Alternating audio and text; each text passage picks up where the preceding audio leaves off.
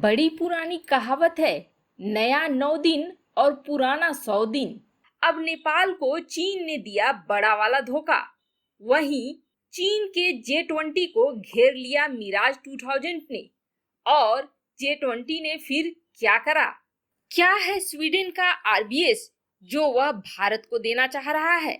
इसके अलावा बहुत कुछ। आइए जानते हैं इन खबरों को विस्तार। इस वक्त पूरी दुनिया में लगभग एक लड़ाई का माहौल है और ऐसे में हथियार विक्रेता देश काफी सक्रिय हो गए हैं और उनमें से एक स्वीडन भी है। कभी भारत और स्वीडन के बीच हथियारों का बड़ा अच्छा व्यापार हुआ करता था, लेकिन स्वीडन के हथियारों के व्यापार में ज्यादातर घोटाले सामने आने लगे, जिसके बाद स्वीडन से हथियारों को लेकर व्यापारिक रिश्ते धीरे धीरे खट्टे होने लगे। लेकिन अब स्वीडन ने एक बड़ा ऑफर दिया है और उसका कहना है कि इस ऑफर का इस्तेमाल करके चीन को छक्के छुड़ा सकता है भारत और चीन की कोई भी रणनीति काम नहीं आएगी। स्वीडन भी इस बात की उम्मीद लगाकर बैठा है कि भारत के साथ उसका कोई बड़ा रक्षा सौदा हो सकता है, क्योंकि पिछले साल जब प्रधानमंत्री नरेंद्र मोदी 30 साल बाद कोई ऐसा पीएम था जो कि स्वीडन की यात्रा पर गया था, तो स्वीडन की उम्मीद भी बहुत ज़्यादा बढ़ गई थी। और आपको बता दें, स्वीडन का तीसरा सबसे व्यापारिक साझेदार है भारत। चीन और जापान पहले और दूसरे नंबर पर आते हैं। वैसे पिछले घोटालों की वजह से व्यापारिक रिश्ते भारत के साथ थोड़े खट्टे हुए और भारत ने हथियारों को लेना लगभग बंद कर दिया। लेकिन अब स्वीडन ने जो ऑफर दिया है वह थोड़ा लुभाने वाला है। स्वीडन ने अपने RBS 15 एंटी-शिप मिसाइल देने की तैयारी करी है। उसका कहना है कि अगर भारत ग्रिपेन विमानों को लेता है तो वह RBS 15 एंटी-शिप मिसाइल के लिए कोई किफ़ायती सौदा कर सकता है। यानी कि ग्रिपेन के रक्षा सौदे के साथ साथ RBS 15 किफ़ायती सौदे पर रखने का ऑफर दिया है स्वीडन ने। वैसे भारत बड़ी संख्या में अपने पुराने विमानों को हटाने वाला है और उससे पहले वैसे भी भारत को बड़ी संख्या में विमानों की जरूरत है। ऐसे में स्वीडन अपने इस एंटी-शिप मिसाइल के बदले में भारत को लुभाने की कोशिश कर रहा है। वैसे आपको बता दें, जर्मनी और भी कई देशों ने RBS 15 एंटी-शिप मिसाइल को अपने नौसेना के बेड़े में शामिल करा है। और वैसे यह इस सिद्धांत पर काम करता है कि दागो और भूलो, यानी कि बटन दबाओ और भूल जाओ। वैसे आपको बता दें, ग्रिपेन जेट्स बेचने के लिए स्वीडन बड़ा ही मेहनत कर रहा है और वैसे ग्रिपेन जेट्स काफ़ी हल्के हैं और उसके बारे में यह कहा जा रहा है कि रूस के विमानों की तुलना में 70% तक कम खर्चा आएगा इसे मेंटेनेंस करने में। साथ ही साथ ग्रिपेन जेट्स के लिए बहुत लंबी चौड़ी हवाई पट्टी नहीं चाहिए, यह छोटी सी हवाई पट्टी में भी काम कर जाएगी। इसलिए भारत के लिए यह सौदा सबसे अच्छा है, यह स्वीडन बार बार कह रहा है।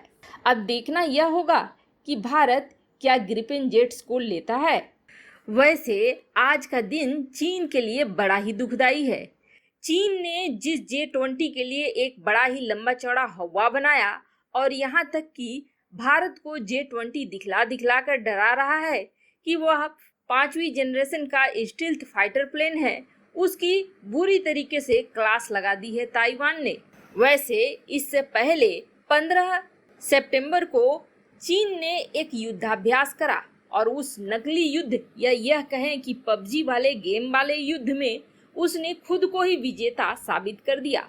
उसका कहना था कि उसके नौसिखिए पायलट ने राफेल जैसे विमान को 17 बार धूल चटा दी और इसलिए J20 दुनिया का सबसे बेहतरीन जेट्स है। चीन का साफ मकसद था यह कहना कि J20 विमान को भारत या ताइवान के विमान छू भी नहीं सकते, लेकिन J20 भारत और ताइवान का पूरा नुकसान कर सकता है। लेकिन ताइवान ने चीन के इस झूठ की हवा निकाल दी है और पोल खोल दिया है। ताइवान का कहना है कि 2017 में मिराज ने घेर लिया था J20 को और J20 कुछ नहीं कर पाया था और भाग पड़ा था। ऐसे में अब चीन की तरफ से भी उत्तर आया कि नहीं, ये 2017 की घटना नहीं थी बल्कि 2013 की घटना थी और इस वक्त J20 अपने प्रारंभिक चरणों में था और अपनी जरूरी परीक्षण चीजों को भी पार नहीं कर पाया था। कहने का अर्थ है कि बिल्कुल नन्हा था और शुरुआती दौर में था, जिसकी वजह से ऐसा हुआ था। लेकिन आज के दौर में J20 बुरी तरीके से बदल चुका है और अब यह घातक भी हो गया है और स्टिल्थ भी हो गया है, जिसकी वजह से अब वो दिन गए। वैसे ताइवान ने इतना ही नहीं कहा, बल्कि ताइवान यह भी कहता है कि चीन को ऐसा लगता है कि उसके J20 विमान रडारों की पकड़ में नहीं आते हैं, जबकि ताइवान के पास जो रडार हैं उसमें J20 बार बार पकड़ में आते हैं। वैसे ताइवान ने जो कहा है वह बिल्कुल सही ही होगा, क्योंकि चीन के घटिया स्तर के उत्पादों को लेकर कोई गारंटी नहीं है। चीन का लगभग हर चीज डुप्लीकेट ही होता है। नया नया दोस्त बना चीन और उसने अब बड़ा धोखा दे दिया है नेपाल को। भारत की पुरानी दोस्ती भुलाकर चीन की गोद में जा बैठे थे ओली, लेकिन अब चीन ने जो किया है वह वहां की जनता के लिए बड़ा ही कष्टदायी है। चीन से दोस्ती बड़ी ही महंगी पड़ रही है। आज तक भारत नेपाल की हमेशा से मदद करता आया है। भारत से रिश्तों में आए तनाव के कारण नेपाल ने जरूरी वस्तुओं के आयात के लिए चीन की मदद मांगी थी, लेकिन ओली को यह नहीं पता था कि उनका दोस्त चीन इन मौके पर धोखा दे देगा और अब नेपाल में जरूरी वस्तुओं की किल्लत होने लगी है। लेकिन नेपाल की रवैये की वजह से भारत ने भी अपने कई सामानों का निर्यात करना नेपाल को बंद कर दिया है, जिसकी वजह से नेपाल के अंदर पहले से ही काफी महंगाई है। अब ऐसे में नेपाल को चीन ने भी धोखा दे दिया है और चीन ने जो धोखा दिया है वह नेपाल के लिए शर्म की बात होनी चाहिए। दरअसल प्रधानमंत्री केपी शर्मा ओली के गुरु चीन ने जनवरी से ही 2 बॉर्डर चेक पोस्ट को बंद कर दिया है। इस कारण पिछले 8-9 महीनों से चीन के रास्ते नेपाल आने वाले जरूरी उपकरणों, दवा, मशीनरी सहित कई सामान बॉर्डर पर फंस गए हैं। चीन और नेपाल ने द्विपक्षीय व्यापार के लिए रसुआगढ़ी, केरुंग और तत्तोपानी खासा में बॉर्डर चेक पोस्ट का निर्माण किया था। इस रास्ते से नेपाल में दवाइयां, आवश्यक खाद्य पदार्थ और जरूरी साजो सामान की सप्लाई होती थी। चीन ने कोरोना के बहाने जनवरी से इन दोनों चेक पोस्ट को बंद कर दिया है और नेपाल सरकार के बार बार अनुरोध करने के बावजूद चीन इन रास्तों को खोल ही नहीं रहा है।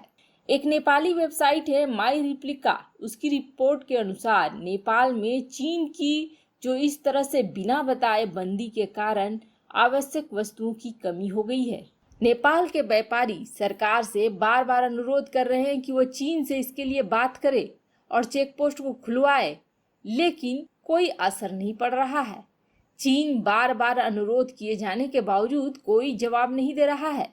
कहा जा रहा है कि नेपाल में कोरोना से निपटने के लचर तरीके को देखते हुए चीनी अधिकारियों ने सीमा को खोलने का मुद्दा टाल दिया है। नेपाल में तेजी से मामले बढ़ रहे हैं, जिसकी वजह से चीन कोई खतरा मोल नहीं लेना चाहता है। क्या नेपाल को मिला चीन से धोखा? प्रधानमंत्री के